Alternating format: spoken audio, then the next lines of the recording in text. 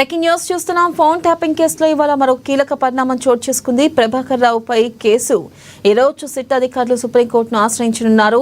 ఇక ప్రభాకర్ రావుకు ఇప్పుడు ఉన్న వెసులుబాటు రద్దు చేయమని సెట్ కోరే అవకాశం ఉంది. అలాగే ప్రభాకర్ రావుకు కస్టోడియల్ ఎంక్వైరీ అనుమతించాలని కూడా సుప్రీంకోర్టును కోరే అవకాశం ఉంది. అయితే ఈ కేసులో గత కొన్ని రోజులుగా ఆరోపణలు ఎదుర్కొంటున్న ప్రభాకర్ రావు ఇటీవల భారత్ చేరుకుని సెట్ విచారణకు హాజరైన విషయం తెలిసిందే. అయితే ఈ నేపథ్యంలో ఇప్పటి వరకు ఆయన 2 సార్లు సెట్ విచారణ హాజరయ్యారు.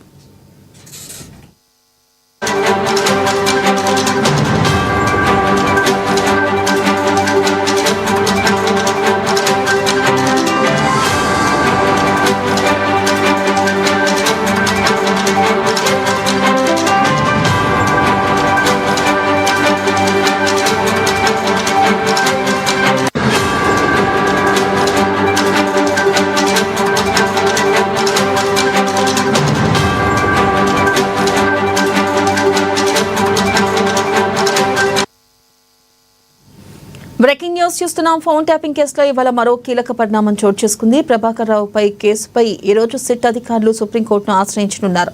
ఇక ప్రభాకర్ రావుకు ఇప్పుడున్న వెసులుబాటు రద్దు చేయమని సిట్ కోరే అవకాశం ఉంది.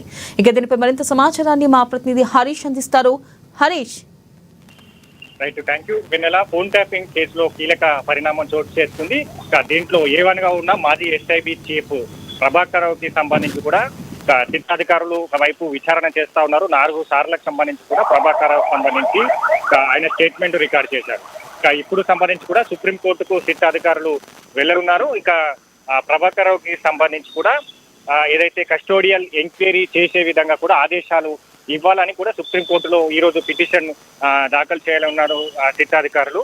ప్రధానంగా ఏదైతే ఎంక్వైరీకి సంబంధించి కూడా సుప్రీంకోర్టు అనుమతి కోరే అవకాశాలు అయితే కనిపిస్తా ఉన్నాయి. ఇక ఇప్పటికే ఆయన సంబంధించి కూడా 4 సార్లు విచారణ చేసిన నేపథ్యం అయితే కనిపిస్తుంది. దాంట్లో ప్రధానంగా ఆయన వివరాలకు సంబంధించి కూడా ఏదైతే సిట్ అధికారులకు సంబంధించిన వేసిన ప్రశ్నలకు దాటివేస్తూ సమాధానాలు చెప్తా ఉన్నాడు. సిట్ సంబంధించి కూడా విచారణకు సహకరించడం లేదన్నట్టుగా కూడా సిట్ అధికారులు సంబంధించి కూడా చెప్తా ఉన్నారు. ఈ నేపథ్యంలో సుప్రీంకోర్టు సంబంధించి కూడా ఈరోజు కస్టోడియల్ ఎంక్వైరీకి సంబంధించి ఏదైతే ఆదేశాలు ఇవ్వాలని కూడా సుప్రీంకోర్టులో పిటిషన్ దాఖలు చేయనున్న నేపథ్యం అయితే కనిపిస్తా ఉంది. ఇక ఇప్పటికే మరోవైపు నాంపల్లి కోర్టుకు సంబంధించి కూడా ప్రభాకర్ రావు సంబంధించి కూడా ఆయన పైన ఏదైతే ముందస్తు అరెస్టుకి సంబంధించిన వారెంట్ గతంలో అంటే అమెరికా నుంచి ఇండియాకు రాకుండా ఉంటే ఆయనకు సంబంధించి కూడా ప్రకటిత నేరస్తుడిగా చేయాలని కూడా గతంలో నాంపల్లి కోర్టులో పిటిషన్ వేయడం జరిగింది. ఈ రోజుకు సంబంధించి కూడా ఆ పిటిషన్ సంబంధించి కూడా సిట్ అధికారులు ప్రభాకర్ రావుని ఈ రోజు నాంపల్లి కోర్టులో హాజరుపరచనున్న నేపథ్యం అయితే కనిపిస్తా ఉంది. ఇక ప్రభాకర్ రావుకి సంబంధించి కూడా